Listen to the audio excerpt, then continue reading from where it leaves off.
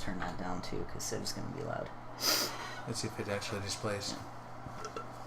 Yeah. Oh, excuse me. It should. You can do it. Come on, I believe in you. This is part of our intro. Well, the mouse is there. Yeah, oh good, we've got the mouse. Loading, please wait. Oh, there, it finally showed. Okay, there we go. 2K. Woo! I am the nerdy guardian who fights for virtual love and justice. I am Sailor Eli. Welcome back, darlings. We are playing a brand new game for the first time. We're playing some Civilization 6. Let's let this nice cinematic play.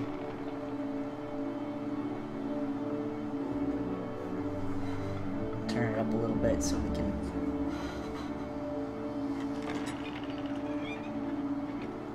You're plotting a new course again, aren't you? The currents before us are ever-changing. We must adapt and press forward if we are to see our journey's end. And how will we know when we get there? Oh man, it looks so good!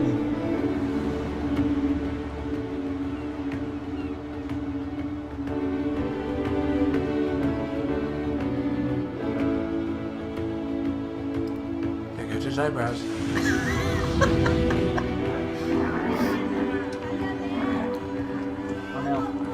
No.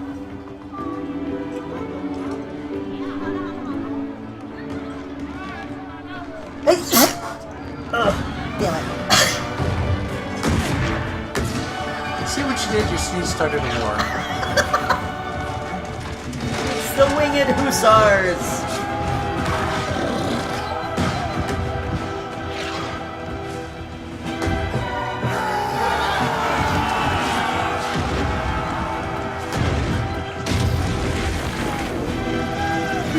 Gameplay was like this.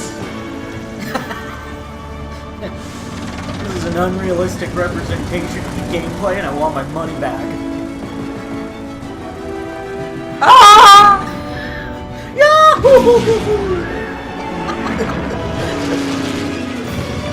Oh, we're terrible. I didn't want to interrupt this, so I apologize. I was just gonna let it play.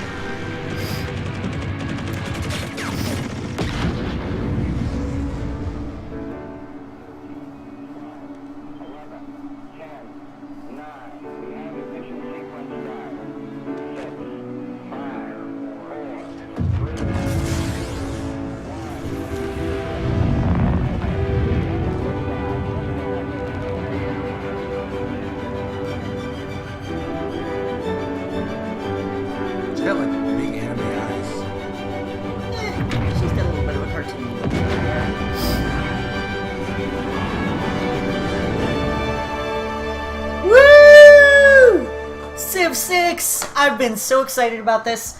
My friend, who goes by the name Zimina online, she bought this for me for my birthday back in May. So I have been, like, dying to play it. Awesome. And I really wanted to play it when it was brand new. So, When did this come out? Like this came out Friday. Ah. So, we're doing our recording session on Sunday the 23rd. It came out 2 days ago. So I have played a little bit. We're not going to actually resume. But it was mostly just to kind of get a feel for it and to test the recording. So that's working. We are going to do some custom setup. So we could go for a random leader if you want, but I'm going to do a quick rundown of what we've got. We've got Catherine de' Medici from France, Cleopatra from Egypt, Frederick Barbarossa from Germany, Gandhi from India. I'll go into Gandhi later. He's fun. Gilgamesh from Sumeria, Gorgo from Greece. We've got 2 Greek leaders. Everybody else just has 1. Harald Hardrada, I can't frickin' pronounce that, from Norway. Hojo Tokimune from Japan. Montezuma from the Aztecs. That's actually DLC that you get for pre-ordering. Oh, wow. Yeah, so I got special DLC because Zimina was nice enough to get it for me early. Movemba Anazinga from the Congo, Pedro II from Brazil, Pericles from Greece, that's our second Greek leader, Peter from Russia, Philip II from Spain, Qin Shi Huang from China, Saladin from Arabia, Teddy Roosevelt from America. America!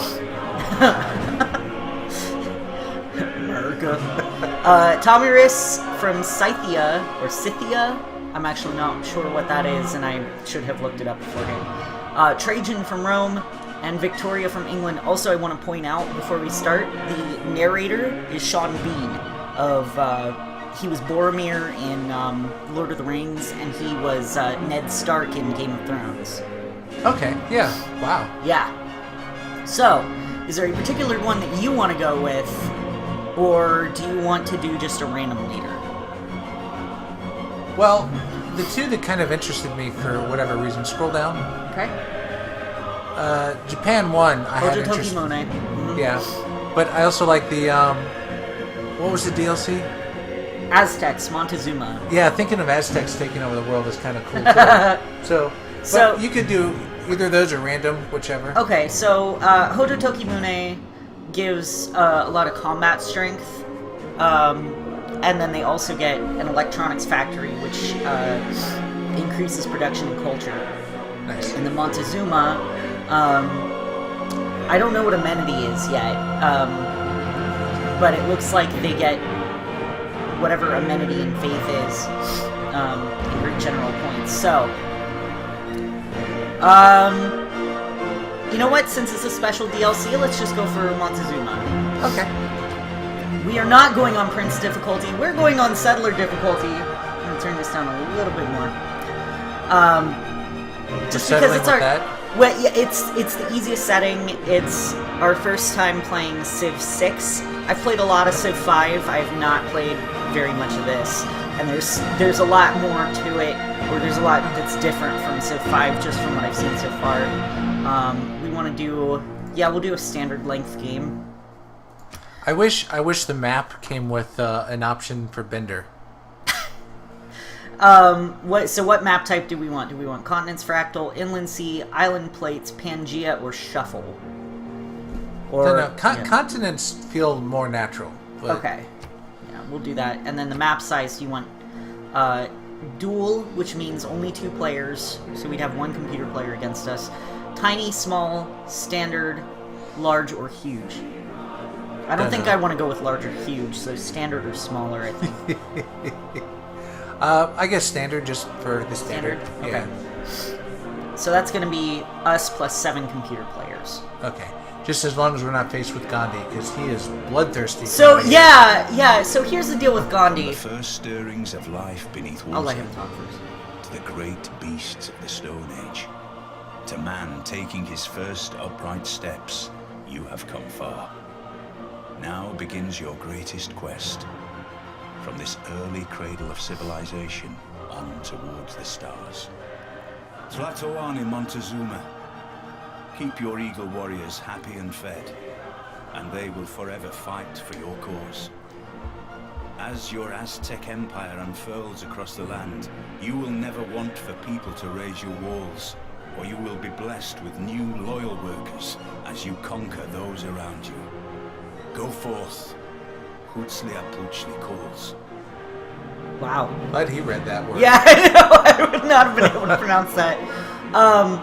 So here's the deal with Gandhi. Back when the original civilization was made, at least this is from what I read, there was a 1 to 10 scale basically of pacifism, and 10 was the most aggressive, and 1 was the least aggressive. Gandhi was a 1. Gandhi was like pure pacifist. However, I think it was if you chose the there was some political route that if you chose it, it would roll the computer's pacifism back a couple of points. The problem is Gandhi rolled back from 1 and the only way to go was to, like when computer programs roll their numbers back, at least back in the day, it would roll them to the very other end, basically. So on a scale of 1 to 10, Gandhi became a 255. So he just, like, completely blew up. He was super aggressive. All right. Dr. Gandhi, Mr. F.U. Yeah, so we need to pick a place to settle. I really like how they did this. We don't have the fog of war anymore. Now it just looks like a big map, and we're revealing parts of that map, and it's really, really cool. There's seafood down there. Squid? Seafood. So, I actually want to move our settler over slightly. Oh, that's not going to give us very much room. Okay. Well, I guess we're going to... We've already screwed that up. Already lost our turn. Alright. So... Yeah, because that's showing how far you can move. Well, you're exploring, so, I mean... Yeah, I'm going to move the warrior over here.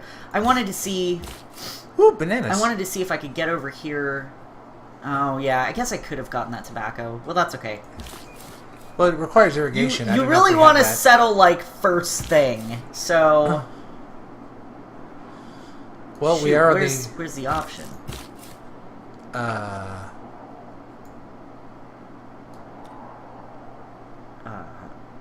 Oh, I didn't hit next turn. That's why there's no option, derp. Alright. Well, we're still alive. So now we want to settle. I really should have done that first turn, but I wanted to see what resources I could grab, but I don't know if I could have grabbed any of those. So our warrior's just going to do some exploring for now. Yeah, we got horses here. I like that we have these icons now instead of just like... In Civ 5, there was no icon indicating what was there. So we've got stone under us, but we should be able to expand out to get these horses, this tobacco, that stone, the bananas, etc. And then we want to choose a production. So I already screwed up. I already wasted a turn by moving the settler. So, my bad. And then this is what... we have an advisor who recommends something to us. Monuments just add culture. We do want a scout. That's going to be very helpful. And then we want to research a technology. So here's our technology tree. There is a lot to this.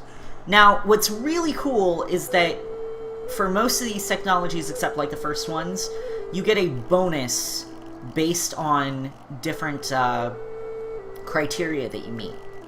So here, like, if we have a city founded on the coast, we would get a boost, this much of a boost to the sailing research. Wow.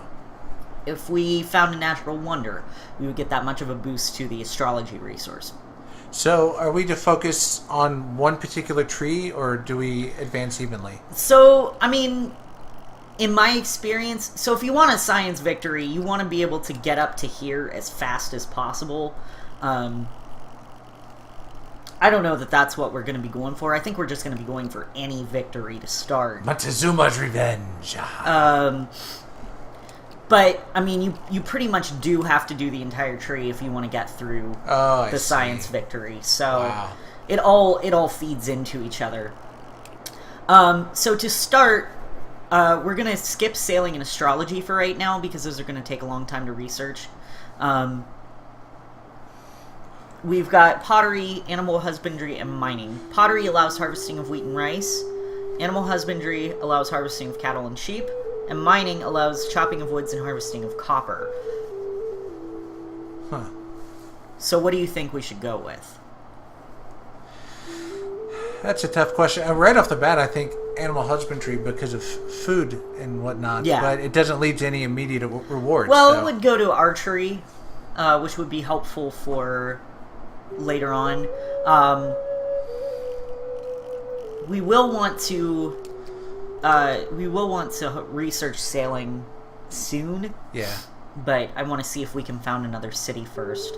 But irrigation and riding is important too, because we need irrigation for some nearby stuff. So. Right. So it's a tough choice. Let's go. We'll go ahead with animal husbandry for the first one. since you mentioned that. Meh. Well, that starts us off at least. Yeah, we're gonna go a little bit longer on this one, on this episode. Just another few minutes. Woo, Well, there we've coast. already found the coast. Yeah. All right. So these continents are not like our current continents; they're just random continents. They are random continents. Yeah. In Civ 5, you could have an Earth map, and you might be able to in this as well. It might be in like advanced. I just really like how that reveals. It's really pretty. Nice. And you can easily see like the range that your current whatever can view. So you have an easy way to see the view range there.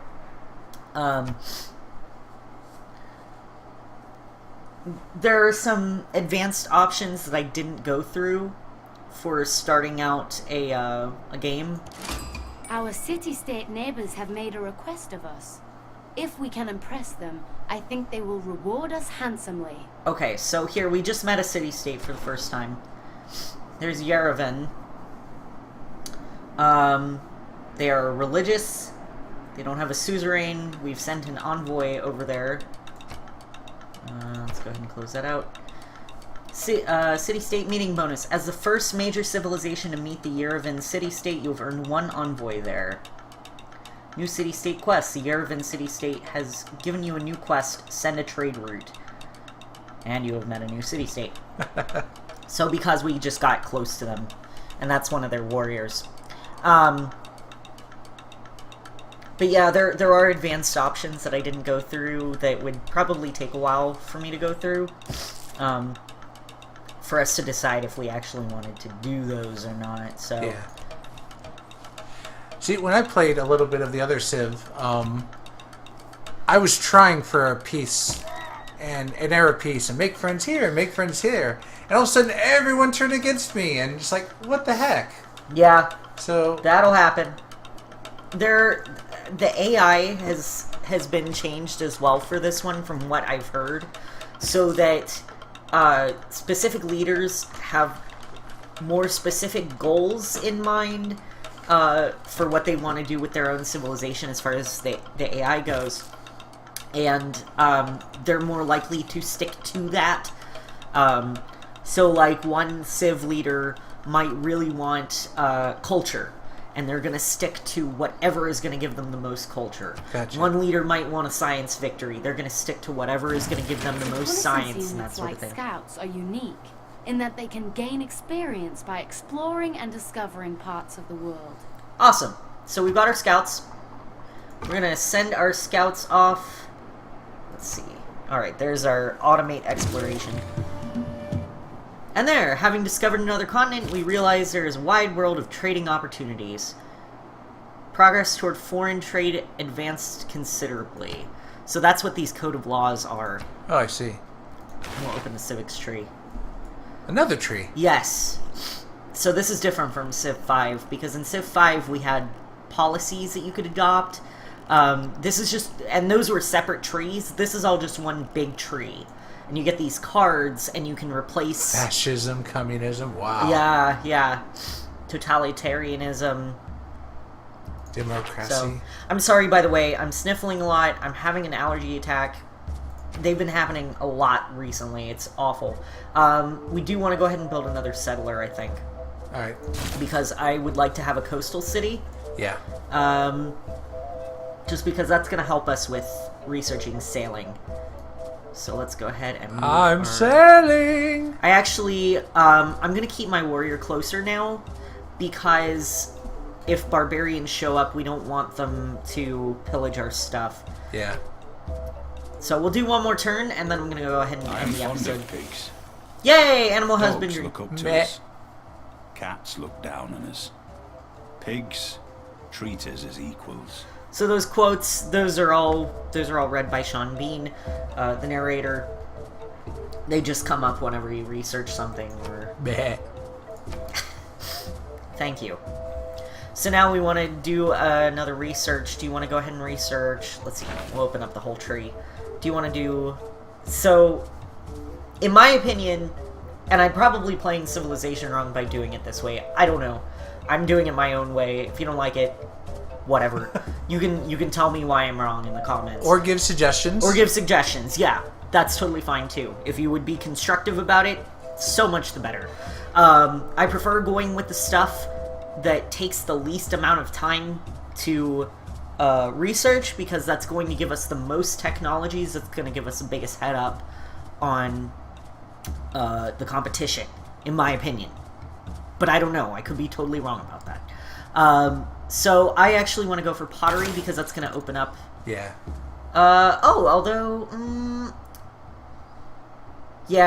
Yeah, because we want irrigation. Because that gives 14 turns, where the other one gives 21, so... Yeah.